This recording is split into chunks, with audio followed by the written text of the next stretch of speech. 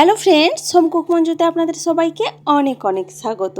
আজ আমার রেসিপিতে থাকছে লাউ শাক। আজ আমি বানাবো লাউ শাকের একটা পাতলা ঝোল।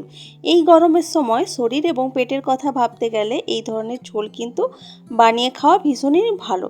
তো এই পাতলা ঝোলটা আমি লাউ শাকের কীভাবে বানাচ্ছি এখন আপনাদের সাথে এটাই শেয়ার করছি। চলুন প্রথমেই ঝোলটা বানানোর জন্য আমি একটা মশলা রেডি করে নেব। এখানে নিয়েছি 1 চামচ মতো মৌরি, 1 চামচ মতো ধনে, আর তার সাথে নিচ্ছি 1 চামচের থেকে একটু কম জিরে আর 1 চামচ মতো হলুদ সরষে। এখন এটাকে আমি শুকনো একটু গুঁড়ো করে নেব। এখন জল দেব না, প্রথমে একটু গুঁড়ো করে নেব। একটু ভালোভাবে গুঁড়ো করে নিলে বাটাটা ভীষণই ভালো হয়। এই মশলাগুলোর আমি একটা পেস্ট বানাবো। তো দেখুন এরমভাবে শুকনোই আমি গুঁড়ো করে নিয়েছি। এখন এর মধ্যে দেব কিছুটা জল দিয়ে এর পেস্ট একটা বানিয়ে নেব। এতে করে পেস্টটা ভীষণই স্মুথ হয় এবং খুব তাড়াতাড়ি বানানো হয়ে যায়। প্রথমে যদি জল দিয়ে মশলাটা বাটতে যেতাম সেখানে কিন্তু বাটতে মশলাটা অনেক টাইম লেগে যেত এবং এতটা স্মুথ হতো না যতটা স্মুথ হয়েছে গুঁড়িয়ে তারপর জল দিয়ে এই পেস্টটা বানিয়ে নেওয়ার জন্য। এরপর এই মশলাটাকে আমি একটু ঢাকা দিয়ে রেখে দিলাম। এখন একটা কড়াইতে আমি সরষের তেল গরম করতে দিয়েছি। তেলটা ভালোভাবে গরম হয়ে যাওয়ার পর তেলের মধ্যে আমি দিয়ে দিলাম শুকনো লঙ্কা আর কিছুটা 5 ফোড়ন। এই ঝোলটাতে 5 ফোড়নের গন্ধটা ভীষণ ভালো যায়। তো শুকনো লঙ্কা আর 5 ফোড়নটা একটু ফুটে ওঠার পর এখানে আমি দিয়ে দিলাম লম্বা করে কেটে রাখা আলু। লম্বা করে টুকরো করে কেটেছি আলুগুলোকে। সেই আলুগুলোকে এখন ভাজতে দিচ্ছি। কিছুক্ষণ এইভাবেই নেড়েচেড়ে আলুগুলোকে ভেজে নেব কিছুটা। তো কিছুটা ভেজে নেওয়ার পর এখানে আমি দিয়ে দেব পেঁপেটাকেও আমি লম্বা করেই কেটেছি আলুর মতোই। তো এখন আলু আর পেঁপে একসাথে এইভাবে নেড়েচেড়ে কিছুক্ষণ ভেজে নিচ্ছি। এই পাতলা ঝোলের রেসিপিটি আমি বানাচ্ছি, চেষ্টা করেছি কম তেলে বানানোর, আর খুব বেশি ভাজবো না, সবজিগুলোকে হালকা হালকা করে ভেজেই বানাবো, এতে করেই ভালো হবে।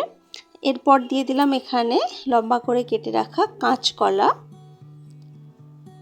পেঁপে, কাঁচকলা এই ধরনের সবজিগুলো আমি এই ঝোলটা বানানোর জন্য ব্যবহার করছি, যেগুলো শরীরের জন্য পেটের জন্য খুবই ভালো হয়। এই গরমে পারফেক্ট একটা রেসিপি কিন্তু এটা। তো বেশ কিছুক্ষণ সমস্ত সবজিগুলো ভেজে নিলাম। এখন আমি এর মধ্যে দিয়ে দেব বেগুন। এই ঝোলটার মধ্যে বেগুন দিলেও খুবই ভালো লাগে খেতে। তো কিছুটা বেগুন দিয়ে দিলাম। এখন সব সবজিগুলোকে হালকা করে ভেজে নিচ্ছি। তো কিছুক্ষণ এইভাবেই নেড়েচেড়ে ভেজে নেওয়ার পর এখন আমি এর মধ্যে দিয়ে দেব ডাঁটা। লাউ শাকের যে ডাঁটাগুলো থাকে আমি সেই ডাঁটাগুলো দিয়ে দিলাম। শাকটাকে আলাদাভাবে কেটে রেখেছি, শাকটাকে পরে ব্যবহার করব। এখন ডাঁটাগুলো দিয়ে সবজিগুলোর সাথে ভালোভাবে মিশিয়ে নিচ্ছি এবং কিছুক্ষণ ভেজে নিচ্ছি।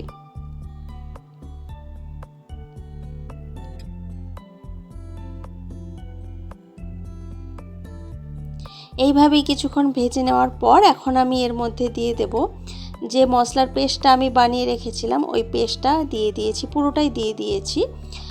পুরো মশলার পেস্টটা দিয়ে দেওয়ার পর এখন খুব ভালোভাবে আমি এটাকে কষিয়ে নিচ্ছি। সমস্ত সবজির সাথে খুব ভালোভাবে এইভাবে নেড়েচেড়ে মিশিয়ে নিচ্ছি এবং ভালোভাবে কষিয়ে নিচ্ছি।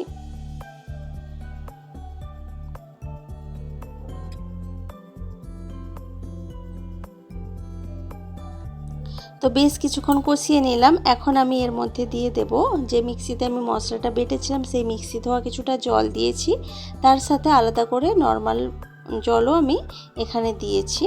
তো জলটা দেওয়ার পর সব কিছু একটু নাড়াচাড়া করে নিচ্ছি যাতে সব কিছু ভালোভাবে মিশে যায়। এরপর আমি এখানে দিয়ে দেব স্বাদ মতো নুন।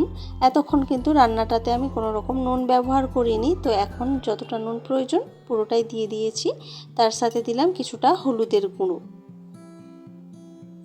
তো নুন আর হলুদ গুঁড়োটা দেওয়ার পর একটু নাড়াচাড়া করে এখন আমি এর মধ্যে দিয়ে দেব লাউ শাকটা, যেটা আমি আলাদা করে কেটে রেখেছি। ডাঁটাটা তো আগেই ব্যবহার করেছি।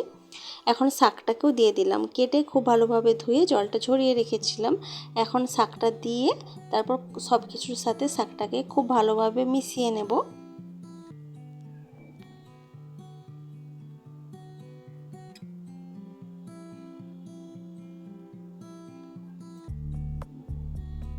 সব কিছুর সাথে খুব ভালোভাবে মিশিয়ে নেওয়ার পর এখন এটাকে ঢাকা দিয়ে দেব সেদ্ধ করে নেওয়ার জন্য সমস্ত সবজিগুলো।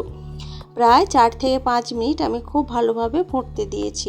4 থেকে 5 মিনিট মতো পর ঢাকা খুলে দিয়েছি। দেখুন একদম পাতলা করে ঝোলটা কিন্তু আমি বানিয়েছি।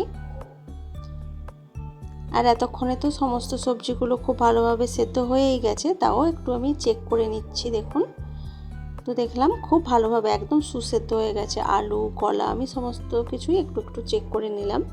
এরপর আমি কিন্তু গ্যাসের আঁচটাকে অফ করে দেবো। এই পর্যায়ে কিন্তু লাউ শাকের পাতলা ঝোল একদমই রেডি হয়ে গেছে। তো একটু ঠান্ডা হয়ে যাওয়ার পর সার্ভ করেছি। দেখতে তো ভীষণই ভালো হয়েছে পাতলা ঝোলের রেসিপিটি, খেতেও ভীষণই ভালো হয়, একদম হালকা পাতলার ওপর। আর এই মৌরি দিয়ে আমি পাতলা ঝোলটা বানিয়েছি। মৌরি কিন্তু শরীরকে ভীষণই ঠান্ডা করে, তো পেট ঠান্ডা করতে এই রেসিপিটি কিন্তু একদম পারফেক্ট। তো রেসিপিটি আপনাদের কেমন লাগলো সেটা কিন্তু কমেন্ট করে অবশ্যই জানাবেন। ভালো লাগলে লাইক, কমেন্ট, শেয়ার করবেন এবং প্লিজ আমার চ্যানেলটি সাবস্ক্রাইব করে আমার পাশে থাকবেন।